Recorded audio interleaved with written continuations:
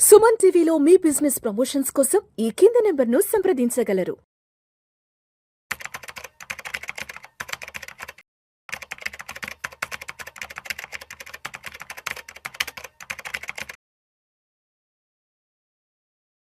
అనిల్ గారు నమస్తే సార్. నమస్తే అండి.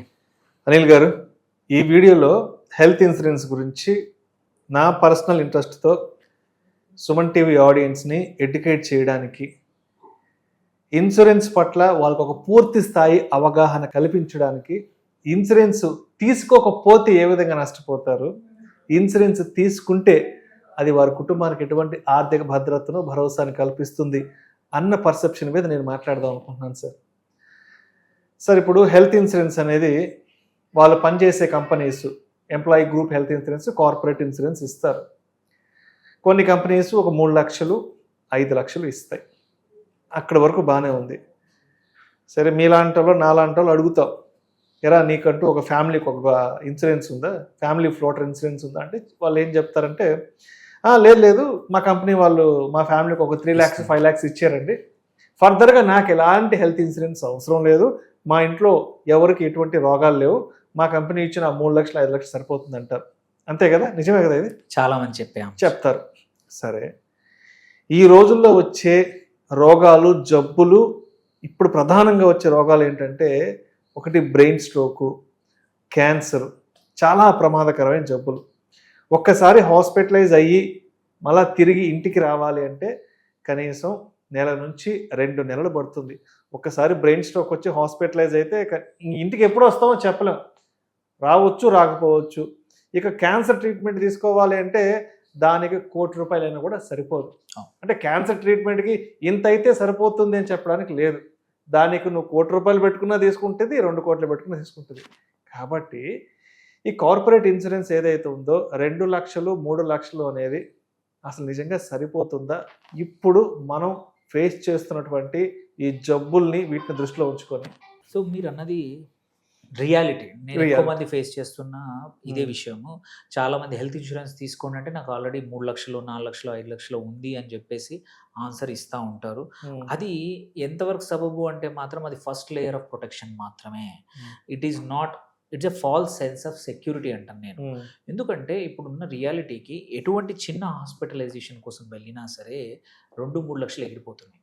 ఈవెన్ డెంగ్యూ కొన్ని ఫీవర్స్కే అవుతున్నాయి లక్షల. డెంగ్యూ, మలేరియా 2-3 లక్షలు, ఒక 2 రోజులు ఉంటే 2 లక్షలు 3 లక్షలు. ఏమనంటే ఐసీయూలో పెట్టేస్తారు, బాగాలేదంటారు, మీకు క్లోజ్ మానిటరింగ్ అవసరం ఉందంటారు, బిల్లు పెరిగిపోతూ ఉంటుంది. అండ్ చిన్న చిన్న ప్రొసీజర్స్ కూడా ఇప్పుడు 3-4 లక్షలు అవుతున్నాయి. ఇప్పుడు చాలా వాటికి సర్జికల్ ప్రొసీజర్స్కి రోబోటిక్స్ వాడుతున్నారు. సో రోబోటిక్ సర్జికల్ మినిమమే 3 లక్షలు 4 లక్షలు అవుతుంది. సో నువ్వు అది రోబోటిక్ చేయకపోతే ట్రెడిషనల్గా వెళ్తే 15 రోజులు నీ ఆఫీస్ పని వేస్ట్ అవుతుంది, రెస్ట్ ఎక్కువ అవసరం వస్తుంది, నొప్పి ఎక్కువ అవుతుంది, కటింగ్ చేయాల్సి వస్తుంది. సో ఇవన్నీ కేసుల్లో ఏంటంటే హాస్పిటల్ బిల్లు సైజులు పెరిగిపోయాయి. నీ 3-4 లక్షలు ఈ కాలంలో సరిపోవడం లేదు. అది కూడా ఇంట్లో అందరికని చెప్తారు. ఎస్, మా ఇంట్లో 2కో 3కో, నాకు, మా మదర్కి, మా ఫాదర్కి ఒక 3 lakhs 4 lakhs మా కంపెనీ హెల్త్ ఇన్సూరెన్స్ ఉందని చెప్తారు. అవును, అదొక బాధ. ఇంకోటి, కొన్ని కంపెనీస్ మాటికి మార్చేస్తాయి. ఫస్ట్ మొత్తం ఫ్యామిలీకి ఇస్తాయి, ఆ తర్వాత వాళ్ళు ప్రీమియం పెరిగిపోతే ఓన్లీ హస్బెండ్ వైఫ్ పిల్లలకి అంటారు. ఇంకా కొన్ని రోజులు పోతే ఓన్లీ హస్బెండ్ వైఫ్కే తప్ప పిల్లలకు మేము కవర్ చేయమంటారు. ఇంకోసారి ఓన్లీ పనిచేసే వ్యక్తికే తప్ప ఎవరికి డిపెండెంట్స్కి ఇవ్వమంటారు. సో ఇవన్నీ చేంజెస్ అనేది ప్రతి సంవత్సరం మారుతూ ఉంటాయి బేస్డ్ ఆన్ కంపెనీ ఎటువంటి పాలసీ రెన్యూ చేస్తుంది అనేది. సో ఒకసారి 3 లక్షలు 5 లక్షలు ఉంటే ఎప్పటికీ మంచి పాలసీ ఉంటుందని తెలియదు.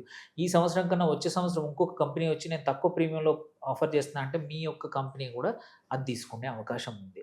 సో అందుకే వ్యక్తిగతంగా సొంతంగా ఐదర్ ప్రాపర్ హెల్త్ పాలసీ కానీ ఆర్ సూపర్ టాపప్ అంటాము, కంపల్సరీ ఈ కాలంలో అవసరం ఉంది.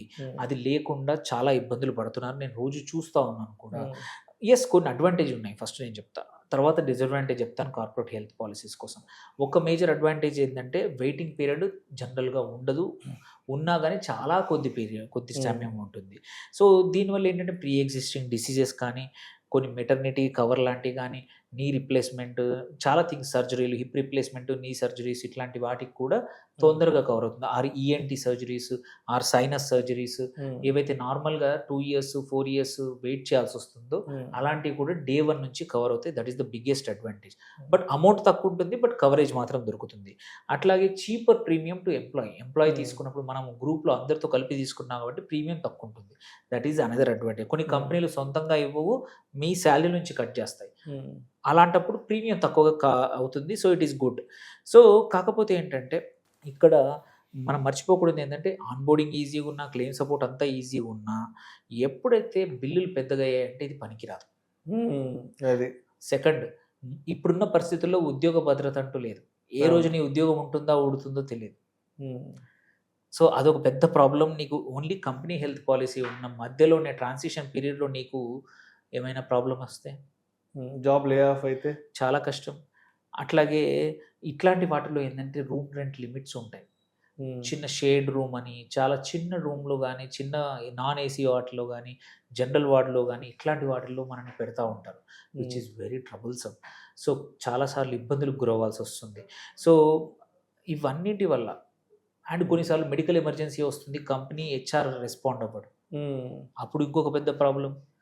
దానికన్నా సొంతంగా ఉంటే నువ్వే పాలసీ హోల్డర్, ఏ ఎమర్జెన్సీ టైంలో వచ్చినా నువ్వు ఒక చిన్న డాక్యుమెంట్ ఇచ్చి ఆ పాలసీ కాపీ ఇచ్చి నీ ఆధార్ ఇస్తే సరిపోతుంది. సింపుల్, ఫాస్టర్ అవుతుంది. అండ్ ఇంకొకటి ఏంటంటే సమ్ ఇష్యూడ్ చాలా తక్కువ ఉంది. అది one of the major reason. నేను ఇష్టం వచ్చినట్టు తీసుకుంటా అంటే కుదరదు. ఇంకొకటి, ఈ సబ్ లిమిట్స్ చాలా ఉంటాయి. కొన్ని కేసుల్లో ఐసీయూ బిల్లు 30,000 అయితే వీళ్ళు 10,000 ఇస్తారు. అప్పుడు చాలా పెద్ద ప్రాబ్లం. చాలా వాటికి సబ్ లిమిట్స్ ఉంటాయి. సో అందుకే సూపర్ టాప్అప్ తీసుకుంటే ఒక మంచిది. యూజువల్లీ ఏంటంటే సూపర్ టాప్అప్ ఏంటంటే ఇట్స్ కంటిన్యూ అవుతుంది. లెట్స్ 5 లక్షల కంపెనీ దగ్గర ఉంది, వాళ్ళు ఇచ్చిన గ్రూప్ హెల్త్, నువ్వు ఒక 25 లక్షలు తీసుకున్నావు అనుకో, అందరికీ కవర్ అవుతుంది. మీరు గ్రూప్ అంతా, మీ ఫ్యామిలీలో అందరికి కూడా బిల్లులు పెరిగినప్పుడే 5 lakhs తర్వాత బిల్ ఏది వచ్చినా కానీ ఇది హానర్ చేస్తుంది అనమాట. సూపర్ టాప్అప్ కాబట్టి ఒక సంవత్సరంలో మల్టిపుల్ టైమ్స్ క్లెయిమ్స్ వచ్చినా కానీ కంటిన్యూ అవుతుంది. అదే టాప్అప్ అయితే ఓన్లీ 1 time. ఇప్పుడు మనం 5 లక్షల టాప్అప్ పాలసీ తీసుకున్నాము, 5 లక్షలు ఆల్రెడీ కంపెనీ తరపున ఉంటే ఫస్ట్ టైం బిల్లు 6 లక్షలు అయింది, 5 లక్షలు కంపెనీ ఇచ్చింది, మిగిలిన లక్షలు 1 లక్ష రూపాయలు టాప్అప్ పాలసీ ఇచ్చింది. ఆ సంవత్సరం ఇంకా 6 నెలల్లో మళ్ళీ ఇబ్బందులకు వస్తే హాస్పిటల్కి వెళ్తే కవరేజ్ ఉండదు నీ టాప్అప్ పాలసీతో. అదే సూపర్ టాప్అప్ అయితే ఏంటంటే మల్టిపుల్ టైమ్స్ ఒక పాలసీ ఇయర్లో కవరేజ్ ఉంటుంది అనమాట.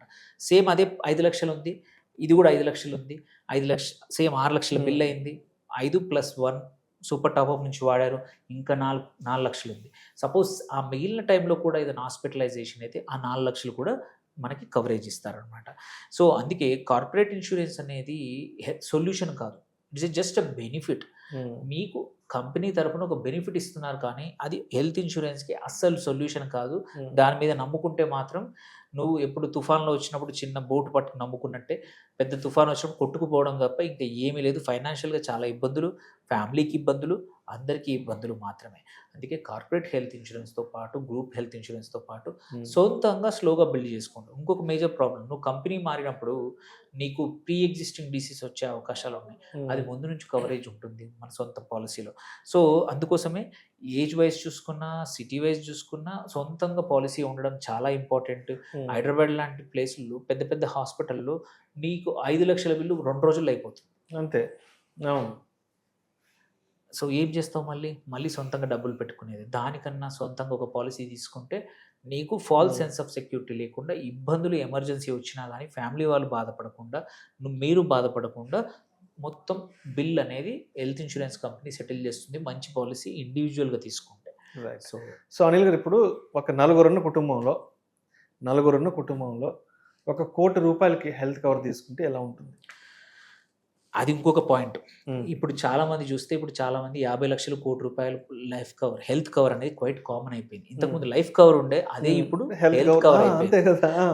ఎందుకంటే ఒక చిన్న క్యాన్సర్స్ వచ్చిన, లివర్ సర్జరీ కానీ, ఆర్ ఎనీ ట్రాన్స్ప్లాంట్ కానీ, కిడ్నీ ట్రాన్స్ప్లాంట్ అయినా 40-50 లక్షల బిల్ అవ్వడం అనేది నార్మల్ అయిపోయింది.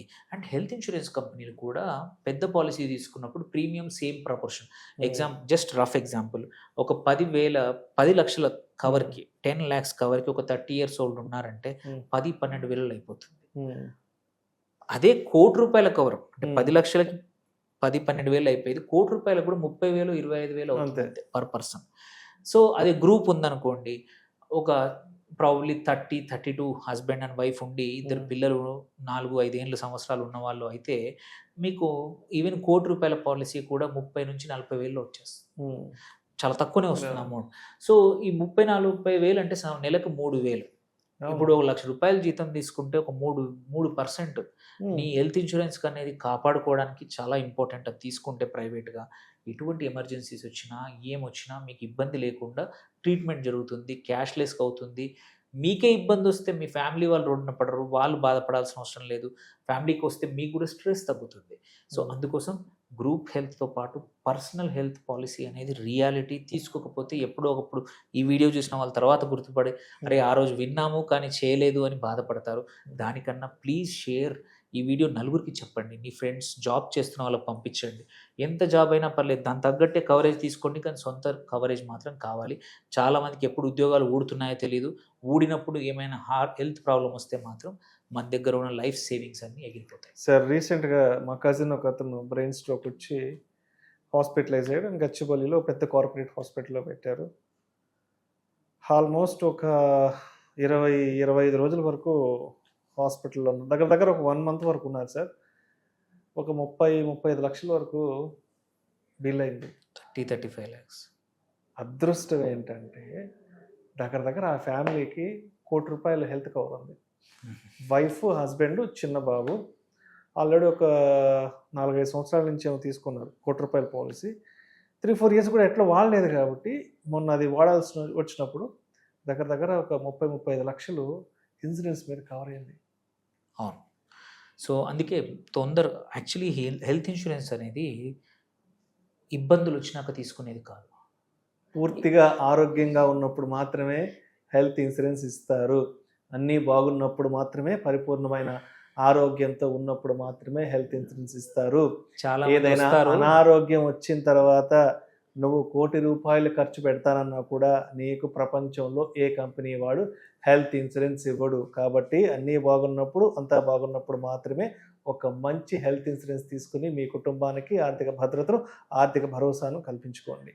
Yes sir. సో మీరు చెప్పింది కరెక్ట్. ఇది ఉన్నప్పుడు తప్ప చాలా మటుకు కాల్స్ చేస్తూ ఉంటారు సార్, మాకు ఈ ప్రాబ్లం ఉంది, పాలసీ తీసేసుకున్నాం. హాస్పిటలైజ్ అయిపోయిన తర్వాత సార్ కాల్ ఇరిగింది, హాస్పిటల్లో ఉన్నాము, ఇప్పుడు ఇన్సూరెన్స్ ఇవ్వమంటారు. ఏమైనా ఇస్తారా? సో అందుకే అంటున్నాను. సో ఈ హెల్తీగా ఉన్నప్పుడు తీసుకునేది హెల్త్ ఇన్సూరెన్స్. అన్హెల్తీగా ఉన్నప్పుడు ఎవరు ఇవ్వరు. సో అందుకే 1-2 సార్లు ఆలోచించండి. ఈవెన్ ఇప్పుడు ప్రీ ఎగ్జిస్టింగ్ డిసీజెస్ కూడా చాలా తొందరగా కవర్ చేస్తున్నారు. భయపడాల్సిన అవసరం లేదు. షుగర్, బీపీ ఇట్లాంటి వాటికి కూడా 30th డే నుంచి మనకి కవరేజ్ దొరుకుతూ ఉంది. ఏమైనా పెద్ద డిసీజెస్ ఉన్నా దానికి ఒక్కదానికి ఎగ్జంప్షన్ ఇచ్చి మిగిలిన అన్ని కవర్ అవుతాయి. సో అందుకే డీలే చేయొద్దు.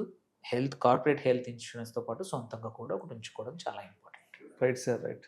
Thank you so much Anil garu. Thank you. Health ఇన్సూరెన్స్కి సంబంధించి ప్రేక్షకులకి ఒక మంచి ఇన్ఫర్మేషన్ ఇవ్వడానికి, వాళ్ళని ఎడ్యుకేట్ చేయడానికి, వాళ్ళకి అవేర్నెస్ ఇవ్వడానికి ఒక మంచి సమాచారంతో ముందుకు వచ్చారు. థ్యాంక్ యూ సో మచ్ అండి.